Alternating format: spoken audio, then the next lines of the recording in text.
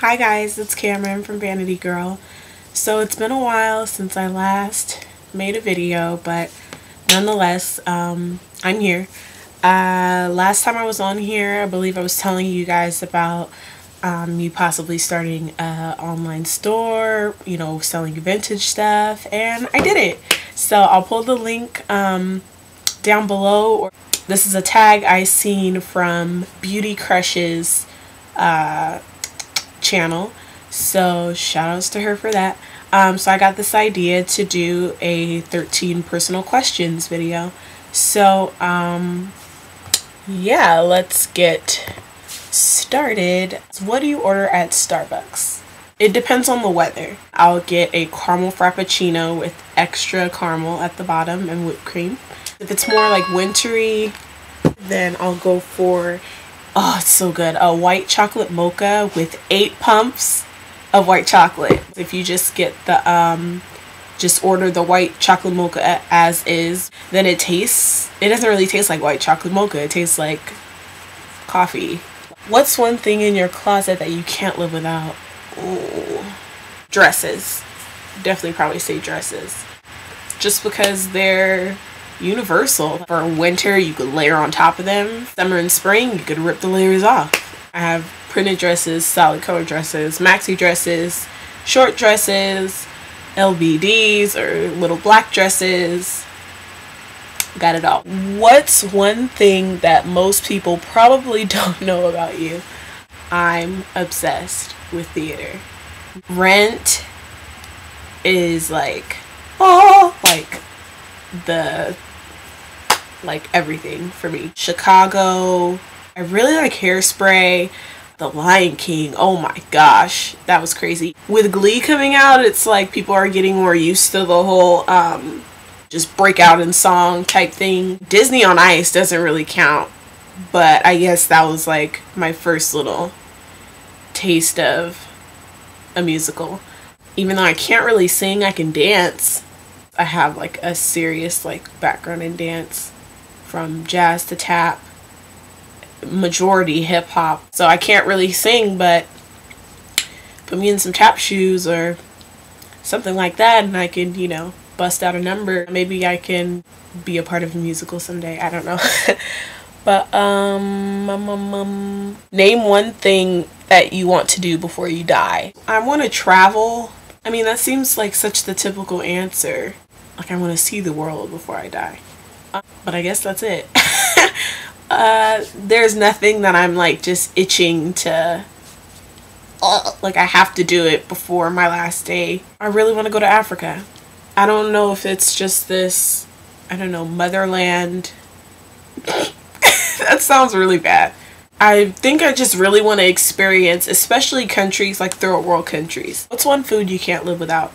Burgers. What quote or phrase do you live your life by? I guess it would be my tattoo. It says, "The future belongs to those who believe in the beauty of their dreams." Yeah, that's on my arm. And yeah, that's really long. That's by Eleanor Roosevelt. I'm a real believer in just kind of going for the gusto. There's power in recognizing not only your own skills and your own talent and your own individuality, but how that plays into your future. And if you value, you know, who you are, I feel like that's the perfect remedy to being successful. And really, you would kind of need to figure out what is your definition of success. Because my definition of success isn't necessarily, you know, being rich and being on TV and being like the next Kim Kardashian. Success for me would just be doing something that I'm genuinely happy doing, regardless of, you know, the dollar amount that I'm getting paid. I mean, as long as I'm able to like survive, you know, eat, shop, and pay my bills, not in that particular order. And as long as I'm doing something that's, you know, I'm being a good example to others and an inspiration to others. What do you like and dislike about the YouTube community? So what I love is the diversity, hands down, because there's so many different people, there's so many different personalities, so many different opinions. What I dislike about YouTube, the rudeness, the bigotry, the racism, and just people being mean. Like, whoop-de-doo, it is a free country, but people just are so inconsiderate on YouTube especially. Even in my time of blogging, I've only had one comment where it was just like, okay, really? Like, ridiculous. Other than that, everything's been, you know, positive, spreading the love, and people don't, I don't know, with YouTube, it's like the worst of people tends to come out. What's your #1 most listened to song on iTunes? I don't know. This would be interesting to find out. I haven't listened to my iTunes in a really long time because not that long ago I wiped out like I had tons and tons and tons and tons and tons of music on iTunes, and I guess I just grew up and realized the stuff that I was listening to. I guess my most listened to would be, it's a mixtape from Dime Piece Designs. It's called the 88 Dime Piece Mix Final 2 Bounce. What kind of style do you find yourself as having? I don't really have one. It could be grunge, it could be girly, it could be bohemian, it could be vintagey, retro, nerdy. The list goes on and on. Favorite number? I don't really have any. 7, I guess, because it's perfect. 2 hobbies. Well, blogging, definitely. I've been really into old black and white films lately from like my grandma's collection. One of my favorites is Mildred Pierce. That's a really good movie. Some Like It Hot with Marilyn Monroe. That's another one of my favorites. 2 pet peeves. Okay. My #1, obviously I don't look like everybody else. I have a mole on my nose. Hello. It's not going anywhere. It's been there.